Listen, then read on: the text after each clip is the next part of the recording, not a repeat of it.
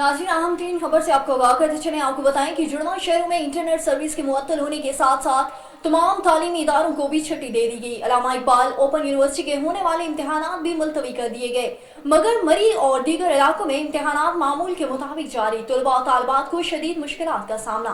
मज़ीद तफसीलात जानते हैं हमारे नुमाइंदे राजा रुखसार अहमद से। जी रुखसार, तफसीलात से आगाह कीजिएगा।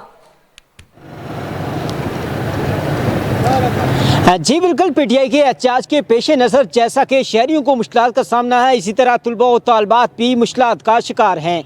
जैसा कि रावलपिंडी इस्लामाबाद में तमाम तालीमी इदारे बंद कर दिए गए हैं, इसी तरह अल्लामा इकबाल ओपन यूनिवर्सिटी ने भी रावलपिंडी इस्लामाबाद में आज होने वाले एग्ज़ाम मुलतवी कर दिए हैं।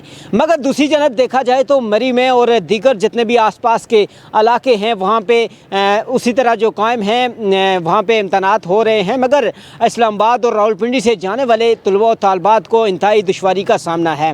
तो अल्लामा इकबाल ओपन यूनिवर्सिटी को भी चाहिए कि जितने भी आज पेपर्स होने जा रहे हैं, जैसा कि रावलपिंडी इस्लामाबाद में पेपर मुलतवी किए गए हैं, वैसा ही वहाँ पे भी मुलतवी कर देने चाहिए और नेक्स्ट कोई डेट चेंज करके ये पेपर लेने चाहिए, ताकि जो है तलबा और तालिबात जो है इस परेशानी से बच सकें।